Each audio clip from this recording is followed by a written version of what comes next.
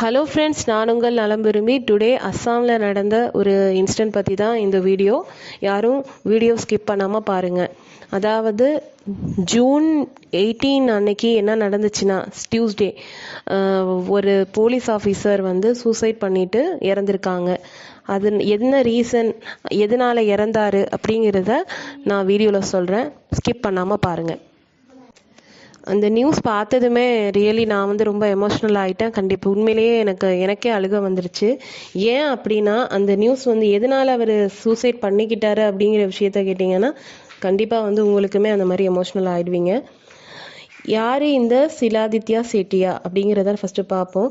இவர் வந்து அஸ்ஸாமில் ஒரு senior Indian police service officer.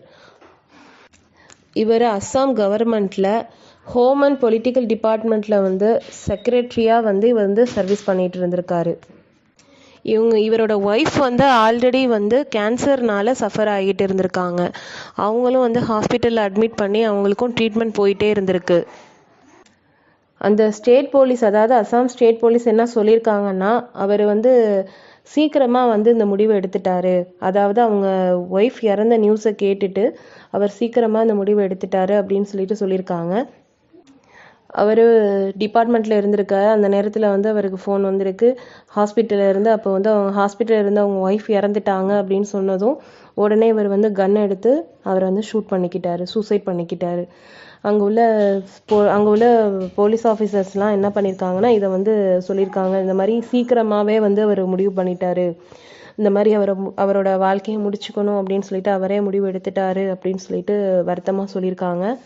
இந்த நியூஸை வந்து டிஜிபி அஸ்ஸாம் போலீஸில் வந்து ஜிபி சிங் அவர் தான் வந்து இந்த நியூஸை வந்து கன்வே பண்ணியிருக்காங்க. என்ன ஒரு புனிதமான காதல் பாருங்கள். ஏன்னா இப்போ வந்து டவுரி அது இதுன்னு சொல்லிட்டு ஹஸ்பண்ட் வந்து ஒய்ஃபை அடிக்கிறது, நிறைய கொடுமைப்படுத்துறது, அந்த மாதிரி சில விஷயங்கள் நடந்துக்கிட்டு இருக்க நேரத்தில் நிறைய பார்த்துருக்கோம். ஆனால் அதே நேரத்தில் ஹஸ்பண்ட் வந்து ஒய்ஃப் இறந்து போன நியூஸை கேட்டுட்டு உடனே சூசைட் பண்ணிக்கிறது, அதெல்லாம் வந்து ஒரு யோசிக்க முடியாத ஒரு சில விஷயம். அவர் அவங்க ஒய்ஃப் மேலே வச்சிருந்த அளவுக்கு அதிகமான அன்பாக இருக்கலாம்.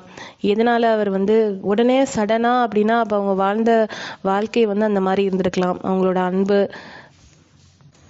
ஸோ அதனால் அவர் இந்த முடிவு எடுத்திருக்கலாம். ஆனால் என்னை பொறுத்த வரைக்கும் சூசைட் அப்படிங்கிறது சொல்யூஷன் கிடையாது எதுக்குமே. யாருமே ஃப்ரெண்ட்ஸ் அந்த மாதிரி ஒரு சில விஷயங்களை வந்து விட்டுருங்க. அந்த நினப்பு யாருக்குமே வரக்கூடாது. கண்டிப்பாக நம்ம ஒன்று தான் நினைக்கலாம், அவரோட சோல் வந்து பீஸில் இருக்கணும், அவ்வளோதான். May his souls rest in peace, அவ்வளோதான் என்னால் சொல்ல முடியும். நீங்களும் ப்ரே பண்ணிக்கோங்க.